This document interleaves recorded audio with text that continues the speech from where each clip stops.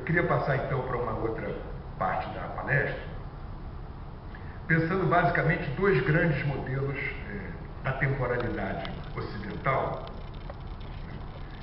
Nós podemos pensar o seguinte: houve muitas formas de se pensar o tempo, né, no Ocidente, né, desde que o Ocidente existe. É muito difícil dizer que o Ocidente existe desde quando, né? Mas digamos desde o mundo grego clássico, para facilitar a nossa vida, né, pegar a cronologia tradicional, há muitas formas de se pensar o tempo, né?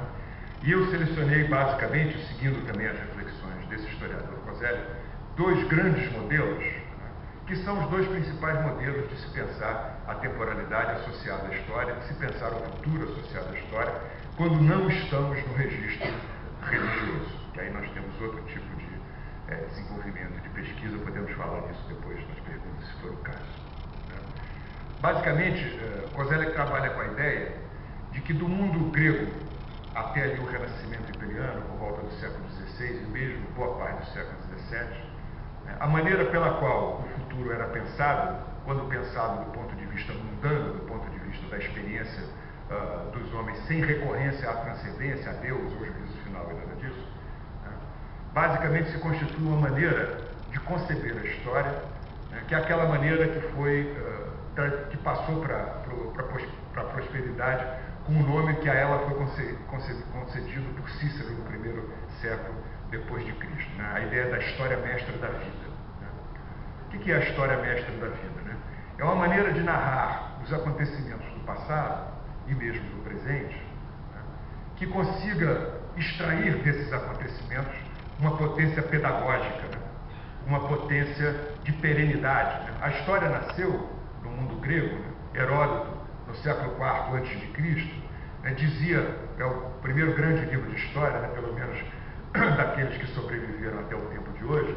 O Heródoto começa o seu livro dizendo: eu, Heródoto Helicarnasso, venho aqui apresentar as minhas histórias. Ele fala assim no plural, porque história em grego quer dizer pesquisa, né, investigação. As minhas histórias para salvar do esquecimento as ações que por sua grandeza, as ações de gregos e bárbaros que por sua grandeza merecem permanecer no tempo. Ele está falando da guerra, né, entre os persas e os gregos, que ele em parte presenciou no finalzinho dessa guerra, mas basicamente ele faz a pesquisa com aqueles que presenciaram a guerra. Mas o importante é que a história nasce como uma espécie de operação contra o tempo, não é? A história nasce para salvar do esquecimento aquilo que inevitavelmente desapareceria, né, da memória humana, o que é as ações dos próprios homens, né? Então a história é uma espécie de operador de imortalidade, não é? O que ela registra, né, ela guarda, e até hoje nós sabemos o que aconteceu, ou sabemos algumas das coisas que aconteceram, né, seja na história entre gregos e persas, seja depois com Tucídides, né, que vem logo depois de Heródoto, também na guerra do Peloponeso, entre Esparta e Atenas, porque elas estão registradas ali.